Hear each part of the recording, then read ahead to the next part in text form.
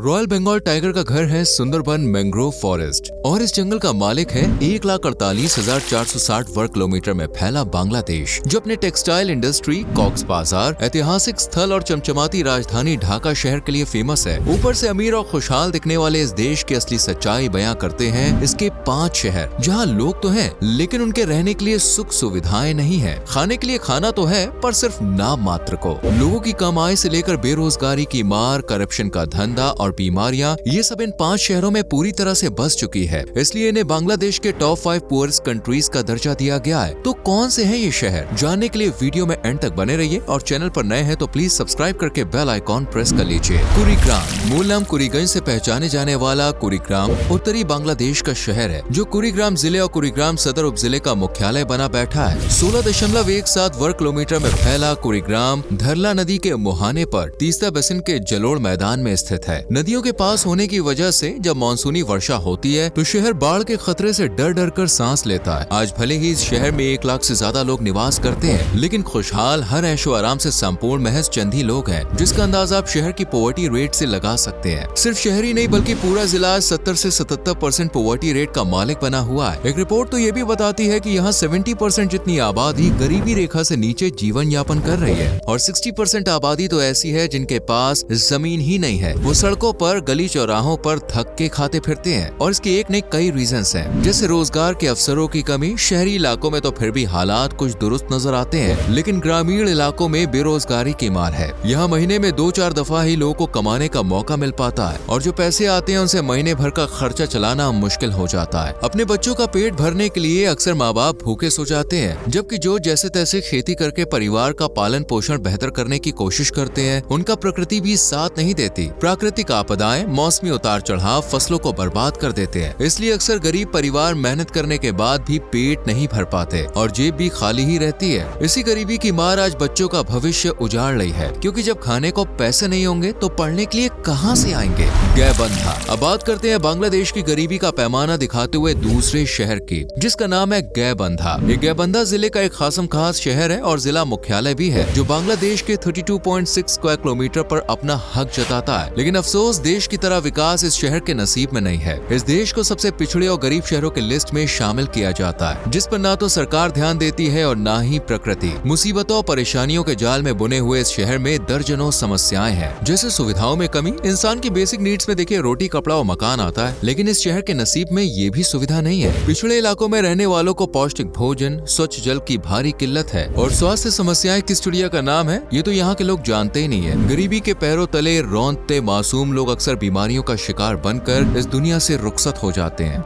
अगर आप गैबंधा के पिछड़े इलाकों में पहुंच गए तो सांस लेना मुश्किल हो जाएगा। नाली नालों के पास कूड़े के ढेर लगे रहते हैं। नालियों पर मच्छर मक्खियां मंडराते हुए नजर आते हैं, जो मलेरिया, डेंगू जैसी खतरनाक बीमारियों से लोगों को ग्रस्त करते हैं। लेकिन लोगों के पास कई बार इलाज कराने तक के पैसे नहीं होते हैं, क्योंकि शहर की ज्यादातर आबादी कृषि से दिल लगाए बैठी है और इस सेक्टर से पैसे कमाना आज सबसे मुश्किल काम है, क्योंकि प्राकृतिक आपदाएं और जलवायु परिवर्तन के कारण फसल सही से उग ही नहीं पाती। मौसमी अकाल गरीबी और खाद्य सुरक्षा को और बढ़ावा देता है, लेकिन फिर भी लोग कृषि में ही माथा मारते हैं, क्योंकि इसके अलावा इनके पास कोई ऑप्शन भी तो नहीं है। हालांकि दूसरे शहरों में कंपनी बेस्ड नौकरियां हैं, लेकिन लोगों के पास शिक्षा का ज्ञान नहीं है। बचपन से गरीबी के दलदल में फंसे होने के कारण माँ बाप बच्चों को पढ़ा ही नहीं पाते और शिक्षा के इस अभाव का ही नतीजा है कि आज गैबंधा शहर के ज्यादातर लोग खेती से जुड़े हैं, जिसमें मेहनत तो है लेकिन इनकम नहीं। टूरिज्म सेक्टर भी शहर के जर्जर हालात के कारण कुछ खास ग्रो नहीं कर रहा है। एनवायरमेंटल पॉल्यूशन, कुछ पुरानी कुप्रथाओं ने आज शहर को गरीबी और बेबसी की जंजीरों में जकड़ा हुआ है, जिससे आजाद हो पाना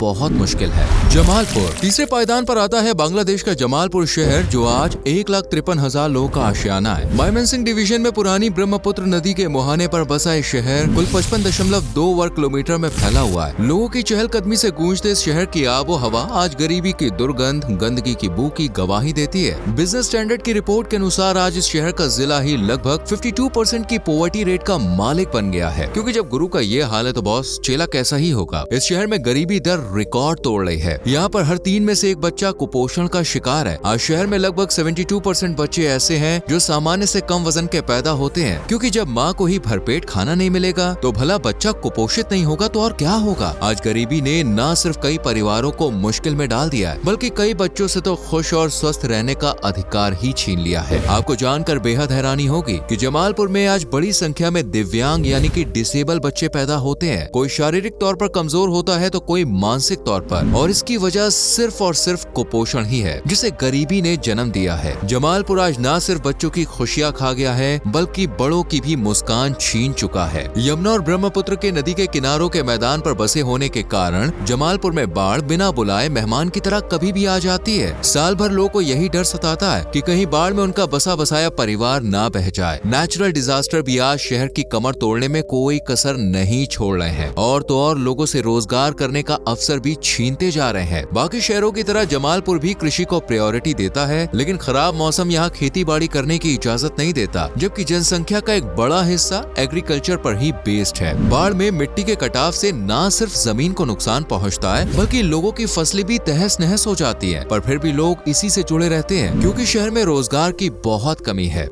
अभी इस शहर में इंडस्ट्रियल डेवलपमेंट भी नहीं हुआ है, इसलिए लोगों के पास रोजगार बहुत कम है। जमालपुर में आज बहुत से परिवार ऐसे हैं जिनके पास अपने खुद के घर नहीं है। नेत्रोकोना प्राकृतिक सुंदरता और सांस्कृतिक आकर्षण के बीच बसा नेत्रोकोना आज दुर्गापुर क्षेत्र, गारो पहाड़ियां और बिरीशिरी में ट्राइबल कल्चरल एकेडमी के लिए पूरे देश में फेमस है। अगर आप नेत्रोकोना की सिर्फ अच्छाई ही जानते हैं तो जरा दिल थाम कर बैठिएगा, क्योंकि इसका दूसरा पहलू थोड़ा आपको हैरान कर सकता है। बाहर से चमचमाते रौनक से भरे इस शहर की गलियों में गरीबी की एक ऐसी बसावट है कि इसकी हर रोशनी गरीबी के अंधेरे में छुप जाती है। 32 स्क्वायर किलोमीटर में फैला ये शहर आज हर मुसीबत से गुजर रहा है, जो शहर को खोखला करने का काम करती है। जिससे पहला है प्राकृतिक आपदा। कृषि बेस्ड आय वाला नेत्रोकोना आज भले ही खेत खलियानों को सींच कर अपने बुरे दिनों को अच्छे दिनों में बदलने की कितनी ही कोशिश क्यों न कर ले, लेकिन आखिर में बाढ़ अपने साथ फसलें, परिवार की खुशियाँ सब बहा ले जाती है। आज शहर के कई गाँव या तो गरीब है या तो बहुत गरीब है। शायद ही कोई ऐसा हो जिसे आप अमीर का टाइटल दे सके। आज सिर्फ नेत्रोकोना शहर में ही नहीं, बल्कि पूरे जिले में तेजी से गरीबी की हवा चल रही है, जिससे बचना नामुमकिन है। शहर में बुनियादी ढांचा जैसे पुअर रोड नेटवर्क, इलेक्ट्रिसिटी,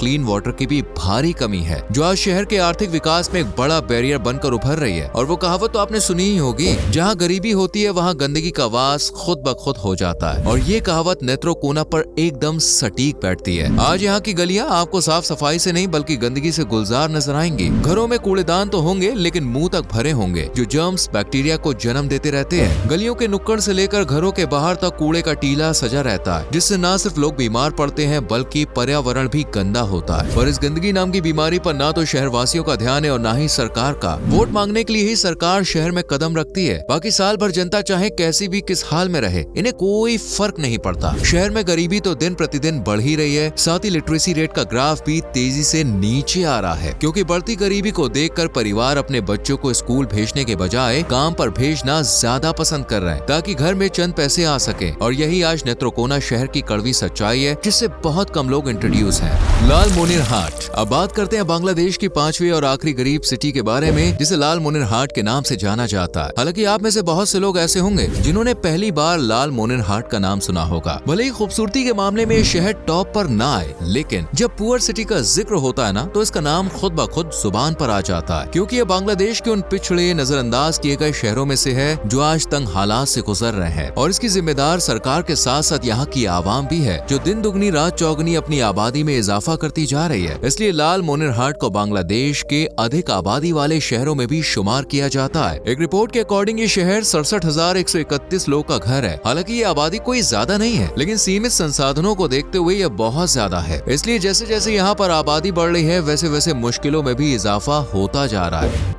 नदी के किनारों के कटाव के कारण अक्सर बाढ़ शहर को बर्बाद करने चली आती है, और तीस्ता नदी तो बाढ़ को बढ़ावा देने की सबसे बड़ी वजह मानी जाती है। अक्सर ये बाढ़ खेतों की लहराती फसलों को उजाड़ देती है, जिससे लोगों को अपनी जमीन समेत संपत्ति तक बेचनी पड़ जाती है, ताकि बच्चों का पेट भर सके और दोबारा खेती बाड़ी कर आय का जरिया बना सके। और ये चक्र यूं ही चलता रहता है, जिससे परिवार गरीबी से बाहर निकलने के बजाय उसमें और धंसते चले जाते हैं, जिससे इनकी सेविंग्स तो खत्म होती ही है, साथ ही कर्ज का बोझ बोझ बेजान कंधों को झुका देता है। सरकार ने भले ही शहर को संवारने का जिम्मा लिया हो, लेकिन हकीकत ये है कि ना रोजगार बढ़ता है, ना ही बुनियादी ढांचा सुधरता है। गरीबी वही की वही है और सत्ता में बैठे हुए लोग तो जैसे कुछ देख ही नहीं रहे हैं। आज सीमित आर्थिक अवसर, सीमित संसाधन, कुछ जनसंख्या वृद्धि और खराब इंफ्रास्ट्रक्चर ही लालमोहनहाट की गरीबी का मुख्य कारण है। वेल, आप बताइए आपको क्या लगता है, क्या शहर कभी पुअर से रिच सिटी की लिस्ट में आ पाएगा? वैसे आप कौन से शहर से बिलोंग करते हैं, कमेंट में जरूर बताइएगा। लाइक और शेयर कर देना यार वीडियो, और चैनल को सब्सक्राइब करके बेल आइकॉन प्रेस करना, ताकि ऐसे ही इन्फॉर्मेटिव और एंगेजिंग वीडियोस आपको मिलती रहे। Till then, bye bye, take care. Till then.